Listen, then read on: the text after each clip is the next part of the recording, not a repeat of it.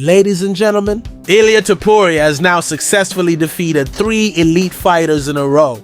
Alexander Volkanovski, Max Holloway, and Charles Oliveira. At just 28 years old, he remains undefeated.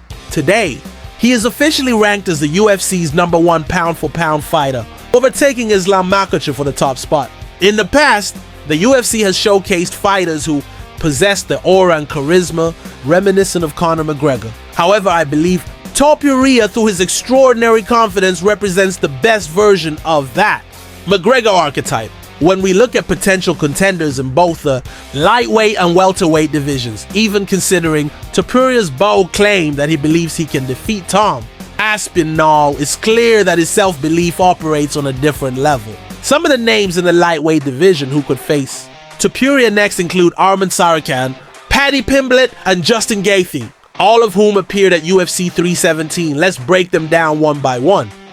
Perfect.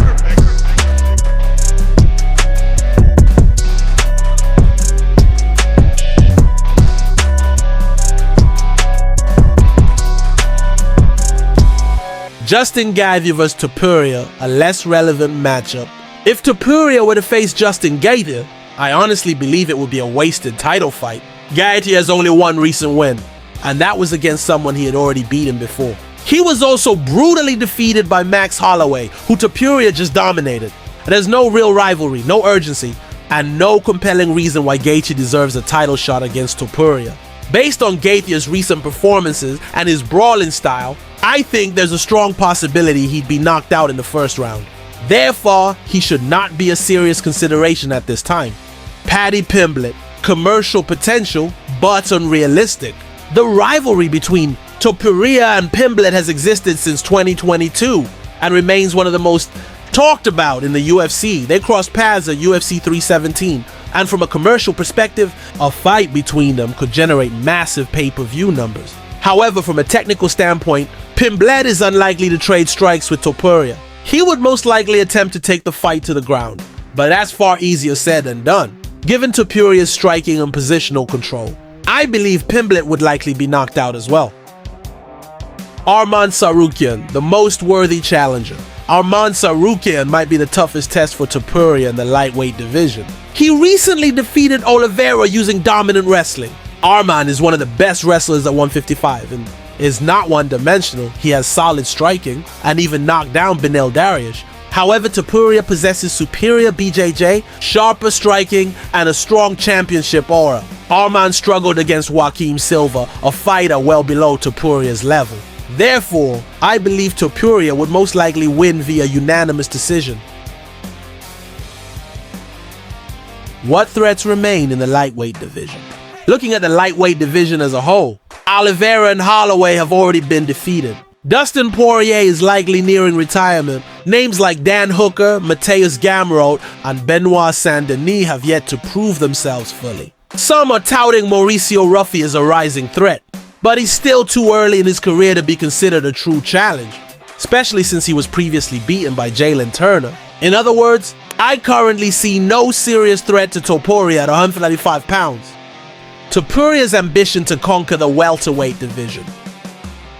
Topuria has openly expressed his desire to move up in weight and become a 3-division UFC champion. In the welterweight class, the biggest potential fight would involve Islam Makhachev. Had Belal Muhammad not defeated Jack Della Maddalena, we might have already seen Topuria versus Makhachev. If Topuria remains the lightweight champion and Makhachev defeats JDM, then a matchup between them is likely. It could become one of the biggest fights in modern UFC history. Islam Makhachev versus Topuria, who has the edge? Makhachev is a nearly flawless fighter. However, during his fight with Volkanovski, he appeared vulnerable at times.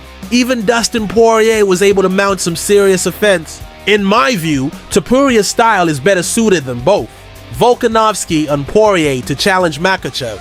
He has elite anti-grappling skills and far crisper striking. With Topuria's recent form, predicting a winner becomes extremely difficult. Other possible challengers in the welterweight division: Jack Della Maddalena, JDM, may present a tougher matchup due to his size and slick striking. If Topuria believes he can beat him, it certainly won't be an easy task. Still, Topuria has legitimate potential to become the only fighter in UFC history to win titles in 3 different weight classes: featherweight, lightweight, and welterweight. Hypothetical matchups against legends.